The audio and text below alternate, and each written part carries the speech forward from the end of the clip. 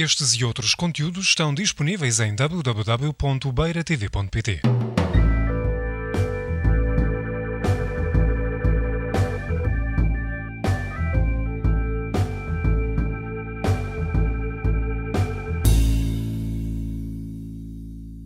Eduardo y Leire, que en este momento no se puede encontrar aquí, ya os han estado hablando de cuál ha sido la sugerencia artística en este caso para dar este sustrato conceptual y a la tipografía, para dotarla de identidad y de expresividad.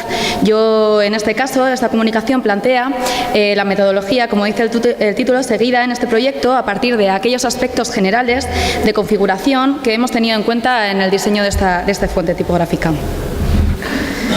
Con independencia de que la motivación del proyecto sea de carácter personal o por encargo, la tipografía se debe, en cualquier caso, a un uso concreto y en un contexto preciso. Es por ello que debemos pensar en la pertinencia de sus formas antes de proceder a trabajarlas gráficamente.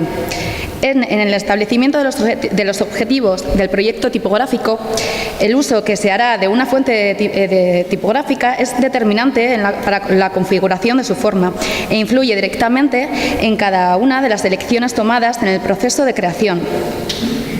El uso planteado de la tipografía EHU será muy amplio en cuanto a tipologías y soportes. Está pensada, de hecho, para su uso en web, en documentos impresos y para la señalización de la universidad. Por otra parte, se da el hecho, como comentaba Eduardo, de aplicar la tipografía en dos idiomas simultáneamente, en este caso euskera y castellano, siendo necesario el uso de un recurso tipográfico que los diferencie en un mismo nivel de jerarquía visual, que ha sido entendido en este proyecto como la creación de una versión con remates y otras sin ellos.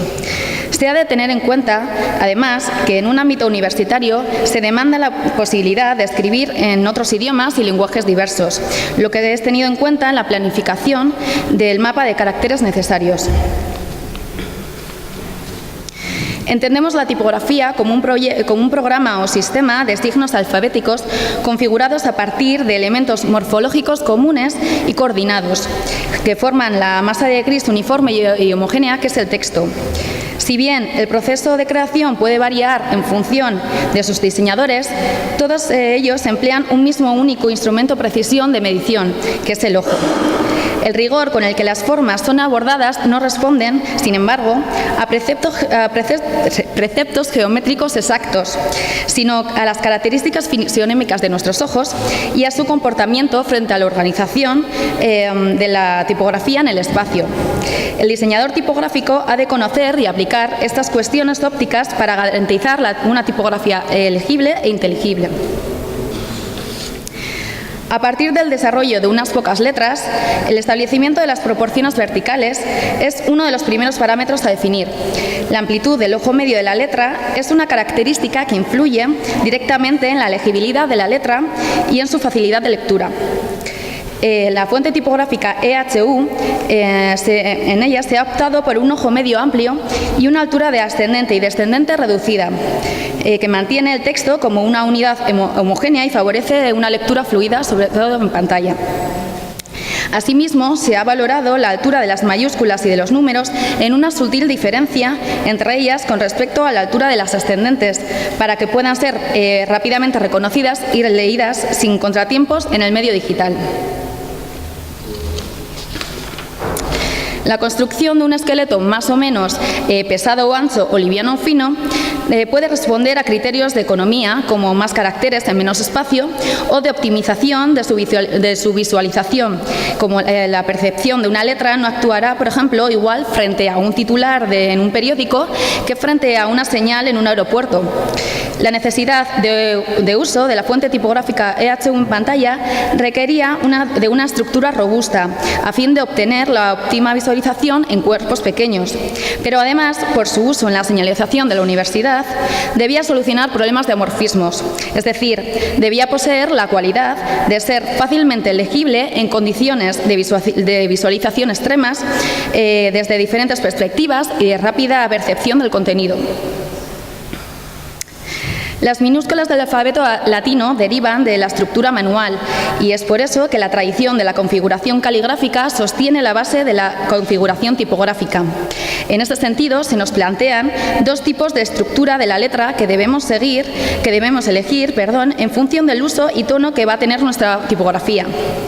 Para nuestro caso concreto, decidimos trabajar sobre un esqueleto o estructura transitiva que le aportará identidad en los cuerpos pequeños en pantalla, donde atributos propios del carácter de la letra, como la organicidad de las formas basadas en las reflexiones gráficas de Eduardo Chillida, se pierden. El contraste del grosor del trazo vertical y horizontal viene tradicionalmente determinado en el ductus de la letra. El contraste influye en la legibilidad de la letra según su tamaño y soporte de reproducción y determina el ritmo visual que produce una tipografía en el espacio. La fuente tipográfica EHU, pensando en su empleo en pantalla, cuenta con un contraste reducido. Por otra parte, su posible uso en textos largos y como herramienta de señalización hacen de la elección de un contraste reducido la más conveniente.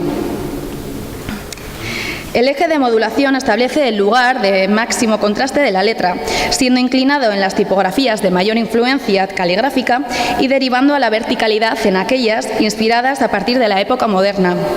En este caso concreto se ha optado por un eje de naturaleza vertical.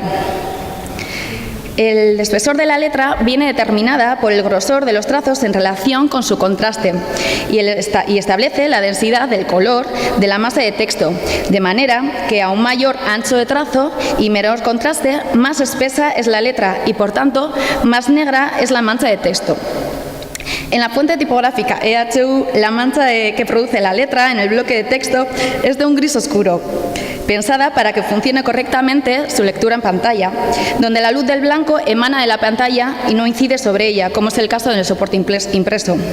De nuevo, el hecho de su empleo como tipografía de señalización implica la configuración de una letra para que sea fácilmente percibida, además, a cierta distancia. De ahí la importancia de su espesor acusado. Por otra parte, en la reproducción de la tipografía en ciertos soportes, el enlace de dos trazos puede suponer o supone la acumulación de tinta o la creación de nodos en la letra.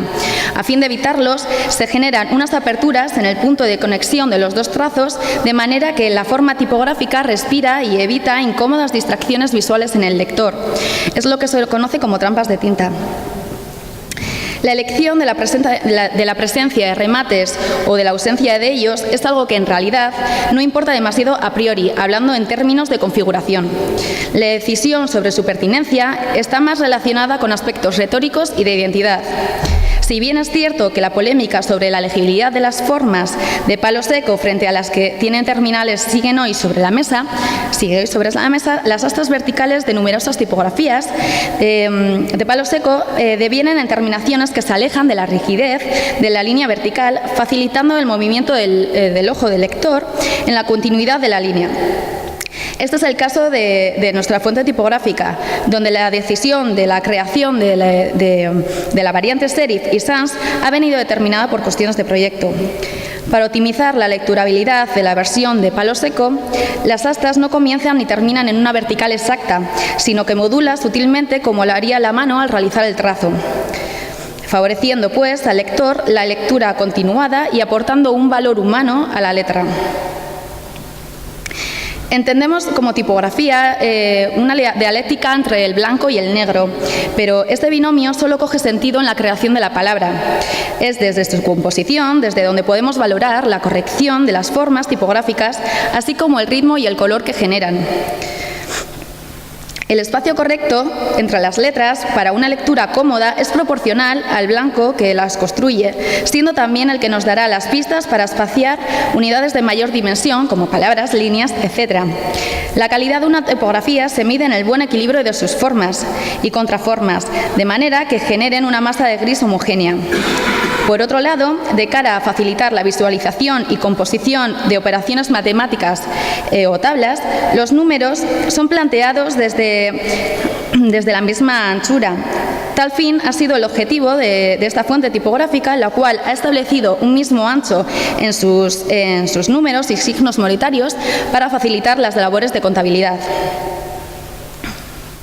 Al igual que en la configuración de la propia letra, este equilibrio no está determinado por preceptos geométricos, sino por aquellos de carácter perceptivo. El espacio blanco entre las letras está equilibrado cuando la distancia entre ellas parece equivalente, lo cual no coincide necesariamente con la cantidad de superficie blanca dispuesta entre ellas. Es decir, la sensación de espacio no será la misma entre trazos rectos y curvos y entre formas abiertas y cerradas, puesto que las formas y contraformas que se generan varían y sus masas han de compensarse visualmente. Así, la armonía visual de una tipografía se alcanza mediante la coherencia del espaciado de sus trazos. Sin embargo, existe la circunstancia en algunas combinaciones de letras, como sabemos, de que los espacios que se generan entre ellas son demasiado amplios, lo que dificulta la continuidad de la lectura, por lo que son corregidos de forma particular. Un correcto espaciado es fundamental para garantizar una lectura fluida, favoreciendo la concentración del lector en el contenido del texto. El empleo de diferentes valores de espaciado puede responder a cuestiones expresivas. No obstante, una tipografía siempre habrá de establecer el espaciado de la palabra en coherencia con las formas y contraformas de las letras que la componen, dependiendo del tamaño del cuerpo y extensión del texto. El término cursiva procede de la palabra latina cursus, carrera, y hace referencia a la configuración de las letras a partir del trazo continuo. En el programa tipográfico cabe, por lo tanto, diferenciar entre las letras inclinadas y las cursivas, puesto que, aunque ambas sigan una inclinación que se origina en el trazo manual de la escritura, su diferencia principal reside en la estructura de algunas de las letras, que cambian notablemente en función de si están o no basadas en la continuidad del trazo caligráfico. Gracias a los avances tecnológicos, la creación de los pesos de una fuente tipográfica se hace cada vez más sencilla, pudiendo generar un buen número de ellos. Sin embargo, esta cantidad deberá responder siempre, en cualquier caso, a los objetivos planteados en el proyecto, estableciendo el número de pesos y su espesor preciso, proyectando el uso que se hará de la fuente tipográfica. El fin de toda tipografía es la comunicación a través del medio escrito, que es inherente al desarrollo y evolución de las culturas. El planteamiento de un proyecto tipográfico comporta la consideración de las formas desde diversas perspectivas históricas, psicológicas, ergonómicas, técnicas, sociales, etc. Desde la incorporación del medio digital, el proceso en la creación tipográfica ha variado ampliamente, habiéndose acelerado y facilitado operaciones antes arduas. Sin embargo, aunque la metodología de trabajo que sigue cada diseñador varía ampliamente en tiempos y modos, cada proyecto tipográfico conlleva una misma definición de parámetros que no están establecidos sino por los objetivos comunicacionales y la finalidad de dicho proyecto, desde un proceso que dista de ser lineal y varía en el diseñador, pero que tiene ante todo un mismo sistema de medición, que es el ojo. Obrigada.